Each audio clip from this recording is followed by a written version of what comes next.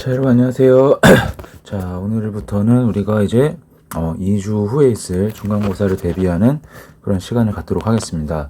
해서 한 4번 정도의 시간이 남아 있을 건데, 이 시간 동안에서 교과서를 이제 시험 범위 고려서부터 조선 끝까지 한번 이렇게 쓱 훑어보는 시간을 가지도록 할 거예요.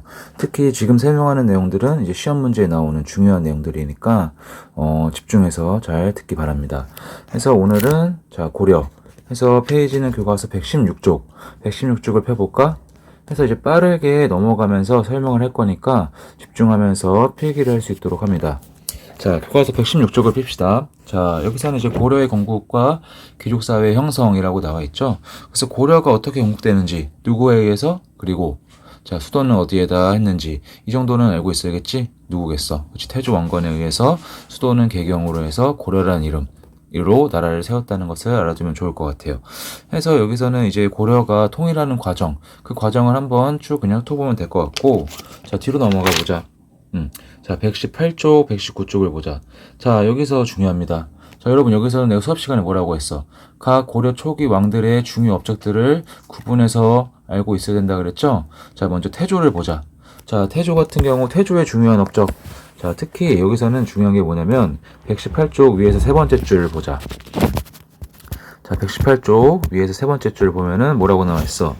자, 발해를 영화시킨 거련가는 국교를 끊었고 고구려에 쏘였던 서경을 그치 해서 뭐를 삼았다? 그치, 북진정책의 전진기지로 삼았다.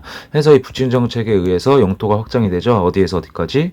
청천강에서 영만에 이르는 지역까지 영토를 확장하였다는 것을 우리는 알 수가 있습니다. 자, 그래서 이 태조의 정책 중에서 가장 중요한 것은 아마도 제가 봤을 때는 북진정책이라고 할 것 같아. 그래서 북진정책에 해당하는 내용들은 무엇인지 기억을 해야 될 것 같아요. 자, 그럼 밑에 있는 태조의 정책도 나오는데, 특히 여기서는 시험에 나올 수 있는 게 뭐냐? 그렇지, 이 태조의 훈요 10조라는 거야.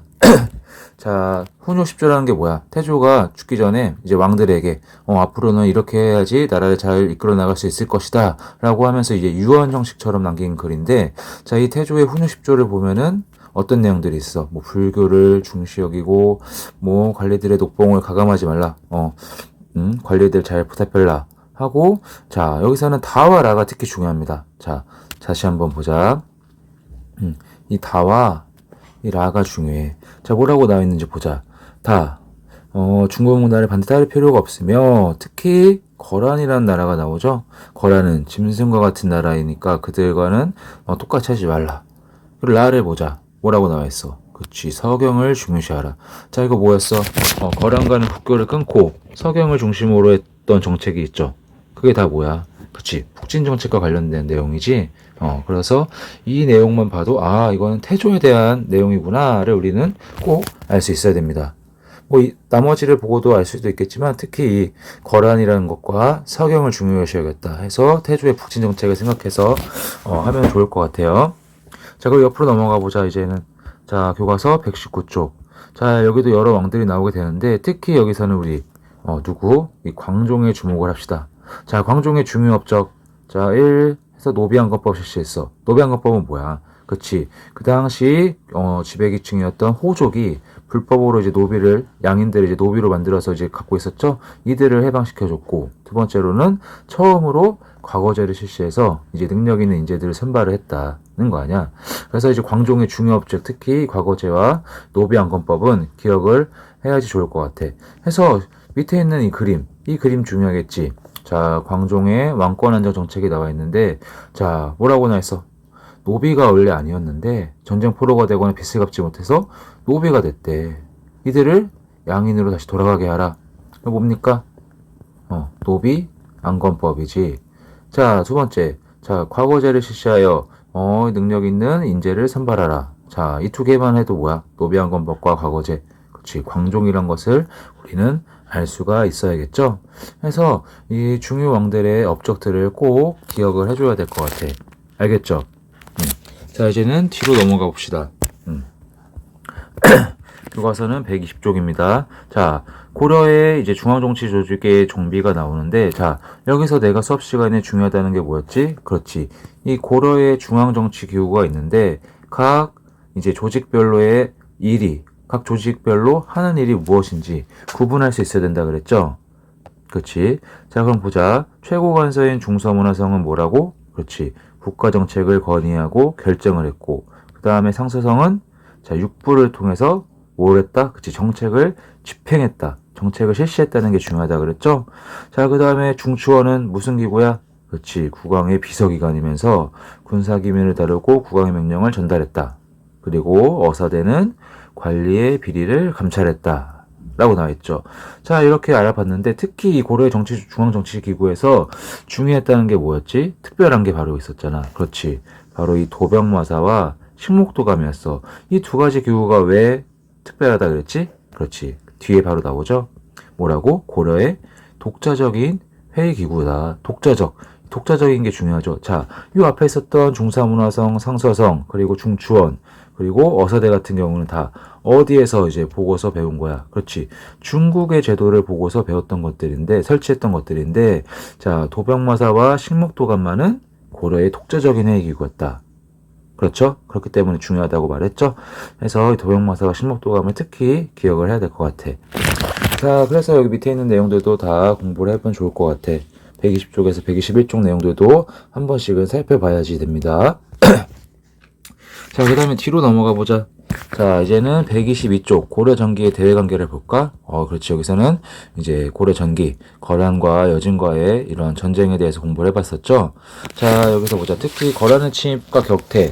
자, 역사는 이제 사건의 흐름대로, 시간 순서대로 알아두는 게 중요하죠, 여러분. 자, 그래서 여기서는 거란의 침입의 격퇴인데 어떤 순서대로 사건들이 이제 일어났었는지를 꼭 기억을 해둬야 돼. 자, 거란이 첫 번째로 쳐들어왔을 때는 뭐였어? 자, 고려가 거란을 배척하고, 거란이랑 친하게 안 지내고, 오히려 송나라랑 친하게 지내니까 고려를 침략하였죠. 자, 이때 대부분의 신하들은 화친하자, 항복하자라고 했었는데, 누구만이? 그렇지. 이 서희만이 화친을 반대했었죠. 그 내용이 바로 밑에 나옵니다. 자, 서희와 거란 장수 소손영의談判. 자, 소손영이란 장군이 나오네. 고려는 신라 땅에서 일어났고, 고려의 땅은, 야, 우리 옛날 거란의 소유인데, 왜 너희가 차지하고 있어? 응? 야, 그리고 너희는 우리랑 국경을 맞대고 있으면서 왜 송나라랑 친하게 지내? 너희가 이쪽 땅을 우리한테 다시 바치고 우리랑 친하게 지내면 너희는 무사할 거야. 하니까 뭐라고 합니까? 그렇지. 서희가 하는 말. 아니다. 우리가 고구려 후계자. 그렇지. 고구려 후계자라 그래서 나라 이름도 고려라고 말했죠. 자, 그래서 나라 이름 고려라고 했다. 아, 그리고 야, 우리가 너희랑 뭐 친하게 지내는 게 아니야. 왜? 여진이 차지하고 있어서 국교를 이루지 못했어. 너희가 너희와 우리 사이를 가로막고 있는 여진을 쫓아내주고 우리 땅을 회복만 하면 너희랑 친하게 지낼게. 라고 하는 거야. 자, 그래서 이 서희와 거란 장수 소선영의談判꼭 기억을 해야 돼. 알겠죠? 그래서 서희가 등장하면은 누구와의 관련된 거라? 그렇지. 거란의 침략 때 서희가 가서談判을 지었다는 것을 알고 있어야겠죠. 자, 그렇고 나서 또 중요한 거는 뭐야? 이 소성령과의談判, 서희가 가서談判을 지었는데 그 후에 어떤 변화가 있었는지도 기억을 해야겠죠. 그 내용은 옆으로 123쪽으로 넘어가면은 나옵니다. 자, 서희는 장수와談判을 벌여 자, 거란과 교류할 것을 약속했죠. 거짓 약속이죠. 자, 약속을 하니까 약속한 대로 거란은 어떻게 했어? 그렇지. 거란과 고려 사이에 여진이 거주하는 지역을 고려가 개척하는 것을 인정을 해줬어. 그래서 중요한 거. 서희의談判으로 고려는 어디를 회복했다? 그렇지. 강동 육주를 회복을 해서 압록강까지 영토를 확대했다. 기존에 태조 왕권 때 무슨 정책? 그렇지. 북진 정책으로 인해서 서경을 중심으로 해가지고 영토를 확장했다 그랬잖아. 그래서 이때는 영토의 국경선이 어디였어? 응? 청천강에서 영흥만에 이르는 지역까지 영토를 확장했다고 하면은 드디어 이제 서희의談判으로 인해서 고려가 어디를 국경선으로 삼을 수 있었다? 그렇지. 이곳 압록강을 국경으로 삼아서 있었다. 알겠죠? 중요합니다. 자, 그리고 이런 서희의 활약도 있었고, 자, 서희도 알아야 되고, 그래서 강동육주로 회복했다는 거 꼭 기억해야 되겠고, 그 다음에 알아야 될 거는 뭐가 있을까? 그렇지. 거란과의 침략 전쟁에서 이제 있었던, 자, 강감찬의 대승이 있었죠. 무슨 대첩? 귀주 대첩이 있었다는 것도 꼭 기억을 해야 될 것 같아요. 자, 밑에는 이제 여진족에 대해서 나오는데, 자, 여기서는 중요한 게 뭐라 그랬어? 자, 기존의 여진은 거란의 속국이나 마찬가지라 그랬지? 그러다가 여진족이 부족들 간의 통합을 이루게 되면서 힘이 세졌어. 이거를 이제 가만히 못 두니까 고려해서 공격을 했었는데, 오히려 이제 패배를 하고 오죠. 그 이유는 뭐라 그랬지? 그렇지. 바로 여진족은 다 대부분이 몰았어. 기병 중심이었는데 고려는 보병 중심으로 갔단 말이야. 말 탄 사람한테 그냥 땅에서 걸어다니는 사람이 이길 수 있을까? 없지. 그래서 이 패배 후에 고려에서 어떻게 하는 거야? 윤관. 이 윤관이란 장군이 우리의 패배의 원인은 기병이 없었기 때문이다. 그래서 기병을 중심으로 하는 새로운 부대를 창설해서 가야 된다라고 해서 뭘 만들었다? 그렇지. 별무반을 조직을 했다. 그리고 별무반을 통해서 여진을 정복을 하고 어디를 얻었다? 그렇지. 동북지방에 9개의 성을 쌓아 고려의 영토로 삼았다. 자, 여러분 여기서 헷갈리면 안 돼. 자, 영토 확장하는 두 국해가 나오게 되죠. 자, 거란과 여진을 구분할 줄 알아야 돼. 자, 거란에서는 누구? 서희의 활약으로 어디를? 그렇지. 강동 육주를. 자, 여진과의 이제 전쟁에서는 윤관의 활약, 별무반이지 해서 어디를? 그렇지. 동북지역에 구성을 쌓았다는 거.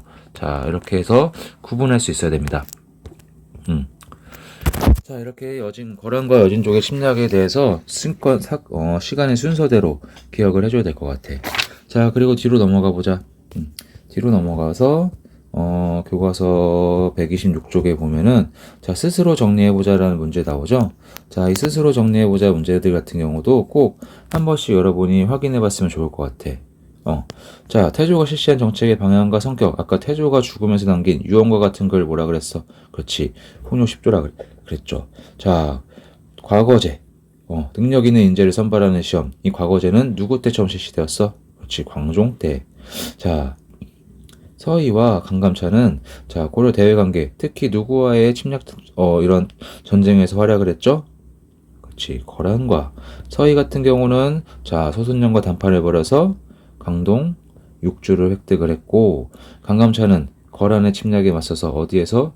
귀주에서 대승을 거뒀었죠. 자, 이렇게 두 가지를 기억을 해두면 될 것 같아. 자, 옆에 있는 정리하기 문제도 여러분이 한번 교과서 공부하고 나서 한번 풀어보면 좋을 것 같아요. 자, 일단은 여기까지 하고, 자, 그 다음 파트로 넘어가 보자.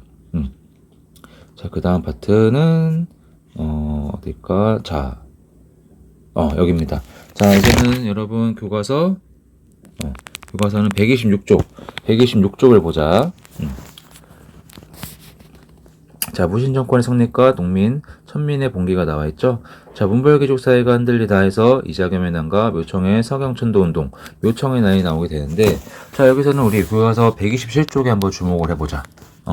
자, 교과서 127쪽. 자, 묘청의 난이 무엇인지는 꼭 기억을 해야 됩니다. 보자. 자, 묘청은 뭐라고 주장을 했다, 이 당시? 고려왕이 황제를 칭하고 독자적인 연호를 사용하자. 왜? 그 전까지는 황제라고 칭하고 독자적인 연호를 사용하는 것은 누구만이 가능했어? 중국만이 가능했는데, 이때 묘청이 우리의 자주적인 것을 강조하면서 황제라고 칭하고 독자적인 연호를 사용하자고 주장을 했죠. 자, 또 하나. 자, 어디로 천도하자? 그렇지. 태조 왕건의 북진정책의 중심이었던 이 서경으로 천도를 하고 나아가서 금나라를 정벌할 것을 주장을 했잖아. 알겠어요?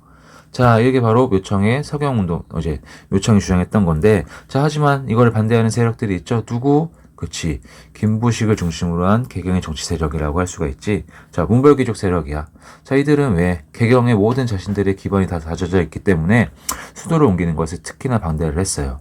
해서 묘청은 결국에는 반란을 일으켰지만 이 김부식을 중심으로 한 문벌귀족 세력에 막혀가지고 실패를 하고 말았다. 그래서 이 묘청에 대해서 꼭 기억을 해줘야 될 것 같아. 그래서 밑에 있는 내용을 꼭 기억을 합시다. 127쪽 밑에 있는 탐구, 묘청과 김부식의 정치적 성향이 나와 있는데, 자, 이 글만 보고서 이게 누군지는 생각을 하면 돼. 자, 만약에 묘청이 빈칸으로 나와 있습니다. 빈칸이야. 자, 서경, 임혁원. 자, 서경이라는 것이지, 서경은 명당이래. 그래서 열로 수도를 옮기면 천하를 병합하고 금이 항복할 거래. 그리고 여기도 땡땡을 쳐야겠다. 이 세력 중 어떤 자는, 자, 연호를 제정하자. 그리고 황제를 칭하자. 금을 정벌하자라고 청했대. 자, 그러면 다음과 같은 주장을 편 사람은 누구인가 하면 누구겠어? 그렇지. 묘청이 되겠지. 이렇게 해서 묘청이라는 사람에 대해서 꼭 우리는 기억을 해야 될 것 같아. 자, 뒤로 넘어가 보자. 교과서는 128쪽이야. 교과서 128쪽이고, 그리고 앞에 있었던 이 내용들 있죠. 묘청 세력과 김부식의 주장을 정리해보자.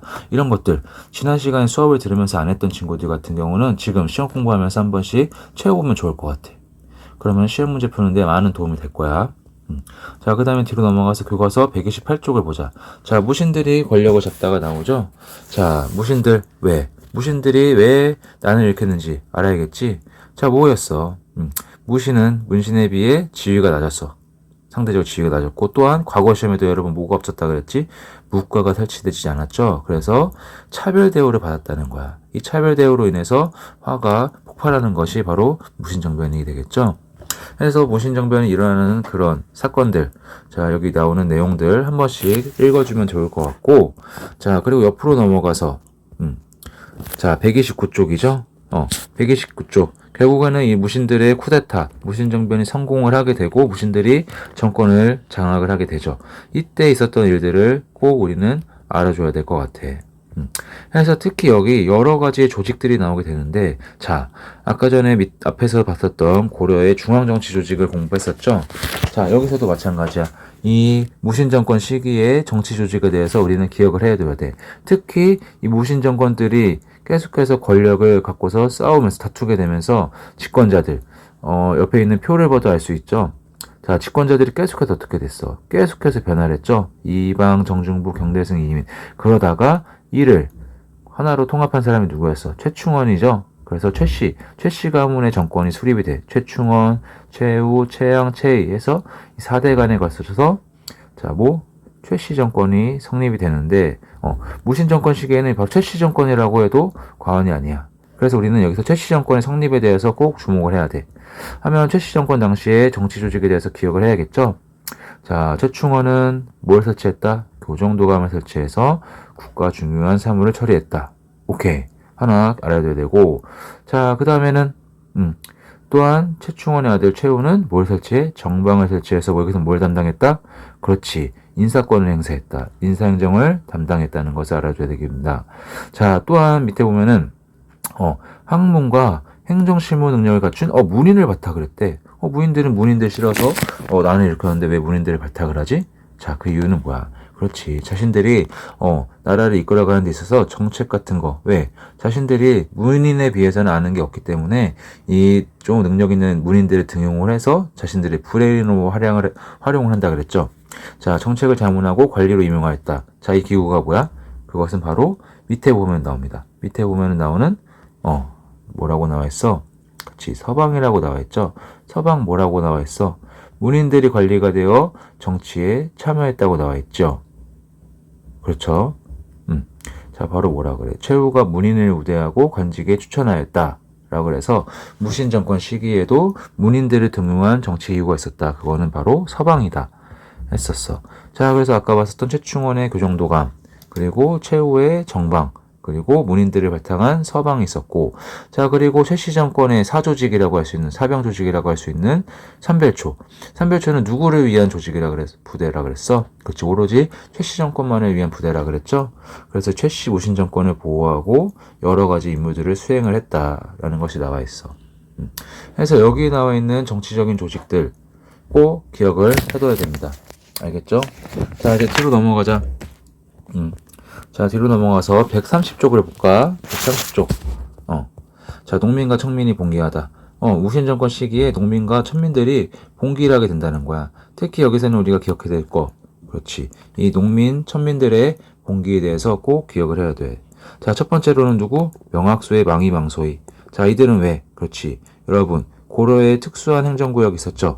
바로 뭐였어? 향, 부고, 소라는 조직이 있어서 여기에 사는 사람들은 똑같은 양민, 평민임에도 불구하고 다른 지역에 사는 사람들에 비해서 차별을 받는다 그랬죠. 그래서 이 명학소에 살고 있는 망이망소의 형제가 반란을 일으켰다는 거, 봉기했다는 거 알 수 있고, 또한 전주에 사는 여러분, 노비들이 봉기를 했었네. 그리고 운문과 초전에서는 김삼이랑 효심이 이때는 농민입니다. 자, 그래서 계속해서 다 봉기를 일으켰던 세력들이 다르죠. 자, 명학소에서는 망이망소의 형제는 이 명학소, 향부곡소에 대한 차별 대우. 전주에서는 관노들이, 그리고 운문과 초전에서는 농민들이 봉기를 일으켰다는 거고, 그리고 개경에서는, 그렇지, 여기서도 노비, 만적이 신분해방을 시도했다는 거 기억을 해야 될 것 같아. 해서 여기서는 밑에 있는 내용도 봐두고, 특히 자 131쪽에 있는 자 이 탐구 농민 천민의 봉기에 나와 있는 이것들 자료 1번이랑 자료 2번 꼭 기억을 해둬야 돼. 자, 어떻게 시험 문제는 이거 글 딱 하나만 딱 내주고, 자 다음과 관련 깊은 인물은 누구인가, 다음과 관련된 사건은 무엇인가 물어볼 수 있겠지. 자, 이거를 보게 되면 뭐라고 나와 있어. 자, 정부가 우리 고을을 승격하여 현으로 만들고 수령을 두어 위로했대. 그렇죠. 자, 이 말은 뭐겠어? 기존에 차별받았던 향, 부곡, 소였는데 정부가 망이망소이가 반란을 일으켜서 무서우니까 어떻게 됐어? 아, 너희 알았어. 현으로 승격시켜줄게. 차별받지 않게 해줄게. 했는데 하고 나서 망이망소이가 다시 돌아가니까 어떻게 됐어? 다시 약속을 취소하고 현에서 다시 향, 부곡, 소. 자, 다시 서로 강등을 시켜버리죠. 그와 관련된 내용이야. 밑에 내용도 보자. 밑에 내용. 자, 중요한. 자, 이 글을 보면 여기서 핵심 단어들이 나올 거야. 보자. 일단은 노비가 나오네. 해서 이 땅에 천민이 없게끔 만들자. 그럼 노비들이 뭔가 봉기한 것 같네. 자, 무신정변 이래로 천민 출신에서 높은 관직에 오른 사람이 많다. 대표적으로, 그치, 이이민 같은 인물이 있었죠. 자, 그래서 노비라 그래서, 야, 장군과 재상에 모를 것이 있냐? 누구나 할 수 있는 거 아니야? 왕후장산의 시가 따로 있냐라고 주장을 하는 거죠. 그래서 주장하는 거자. 각자 자기 주인을 없애고 노비 문서를 불태워버리자 해서 난을 일으키자고 하는 게 바로 누구였어? 만적. 특히 만적은 누구의 노비였어? 최씨 무신정권을 열었던 바로 최충원의 노비였죠. 그거를 꼭 기억을 해두면 좋을 것 같아. 자, 그리고 밑에 있는 문제들도 한 번씩 풀어봅시다. 교과서에 있는 문제들은 다 한 번씩 풀어봐. 스스로 정리해보자. 자, 이자겸이 권력을 독점을 했어. 어떻게? 그치, 이자겸의 딸들을 계속해서 어떻게 됐어? 이 은주시 가문들의 딸들이 다 고려 왕들에게 시집을 가게 되면서 정권을 장악을 했었죠. 그러니까 인종은 이자겸을 제거하려고 하니까 이자겸이 먼저 선수를 쳐서 반란을 일으켰지만 나중에 어떻게 했어? 이자겸의 측근이 왔던 척준경을 다시 회유해가지고 인종이 이자겸을 죽이게 되죠. 자, 다음 내용은 맞아? 그렇지. 이자겸의 난과 관련된 설명이고. 최충원은 삼별초를 통하여 국가의 중요한 사람을 처리했어. 자, 아까 전에 봤었던 무신정권 시기 중요 조직들의 내용을 기억을 해야 된다 그랬죠. 자, 최충원은 국가의 중요한 사물을 뭘 통해서 처리했어? 삼별초가 아니라, 그렇지. 뭐다? 그렇지. 정방이다. 아니, 교정도감이다. 교정도감 기억해야 돼. 교정도감을 통해서. 자, 교과서 129쪽에 보면 나와 있습니다. 삼별초는 뭐야? 군대 조직이잖아. 최충원은 최씨 정권의 사조직이죠? 자, 무신정권기에는 상급 부운동이 일어났다? 이거는 그냥 빼버려. 자, 3번은 빼버립시다. 해서 옆에 있는 이 정리하기 문제도 여러분 한 번씩 풀어보세요. 어이구, 좀 길어지네. 그래도 여러분 시험을 위한 거니까 다들 열심히 들어줬으면 좋겠어요. 자, 뒤로 넘어가 볼까? 이거 또다시, 여러분. 자, 오늘은 여기까지 하자. 하고 나머지 3파트랑 4파트는 이제 다음 시간에 하도록 할게요. 여러분, 오늘도 고생했어요.